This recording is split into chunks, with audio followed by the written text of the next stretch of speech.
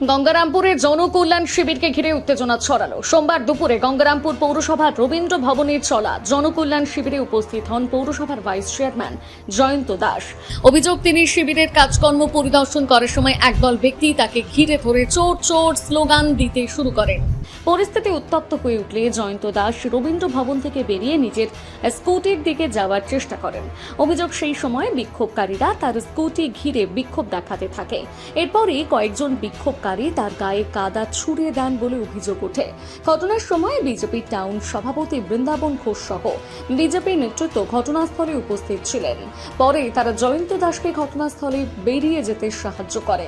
এরপরে সাংবাদিকদের মুখোমুখি হয়ে বিজেপি টাউন সভাপতি বৃন্দাবন ঘোষ বলেন, 2021 সালে এই গঙ্গারামপুরের জনতা জানে 2021 সালে যে পৌরসভা ভোটটা হয়েছিল, যারা কাউন্সিলর নির্বাচিত হয়েছেন, যিনি চেয়ারম্যান নির্বাচিত হয়েছেন, ভাইস চেয়ারম্যান নির্বাচিত হয়েছেন, প্রত্যেকেই ছাপ্পা ভোটে নির্বাচিত হয়েছে।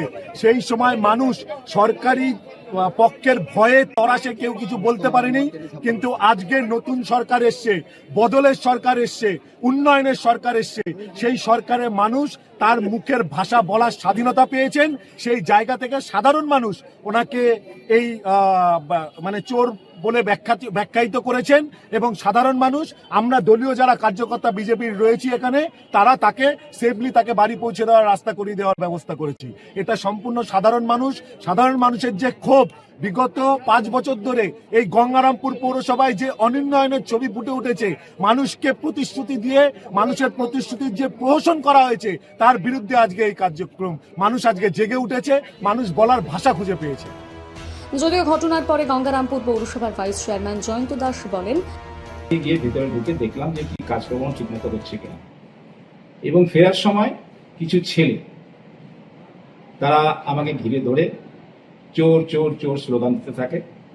এবং সেখানটায় বৃন্দাবন সরকার, যে বোধহয় বৃন্দাবন ঘোষ, সে বোধহয় শহর মন্ডলের দায়িত্বে আছেন, সে আমাকে দেখতে পেয়ে আমাকে রেস্কিউ করে নিয়ে গিয়ে বলে, দাদা আপনি চলে যান এখানে।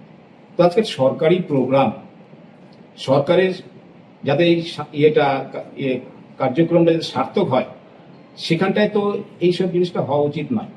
তাহলে বলে দিতে পারতো যে পৌরসভাকে ইনভলভ হওয়া যাবে না। এবং আমরা টোটাল পৌরসভার যত কর্মচারী আছে তাদেরকে সবাইকে দায়িত্ব দিয়েছি এবং নির্বিঘ্নে সেখানে কাজ হচ্ছে। আজকে যদি সেখানটায় কোনো রকম দেখা যায় যে একটা সার্টিফিকেটের প্রয়োজন হয়, সেই সার্টিফিকেটটা দেবে কি? সে তো আবার পৌরসভায় আসতে হবে। যদি সেখানটায় প্রয়োজন হয়, সেখান থেকে সার্টিফিকেট দিয়ে দেওয়া হবে। আমরা তো এখানটায় দল মত নির্বিশেষে এখানটায় কাজ করে যাচ্ছি।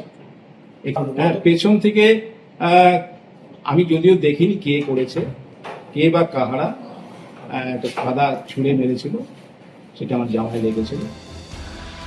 গঙ্গারামপুর থেকে বিশেষ প্রতিবেদন, নিউজ টুডে।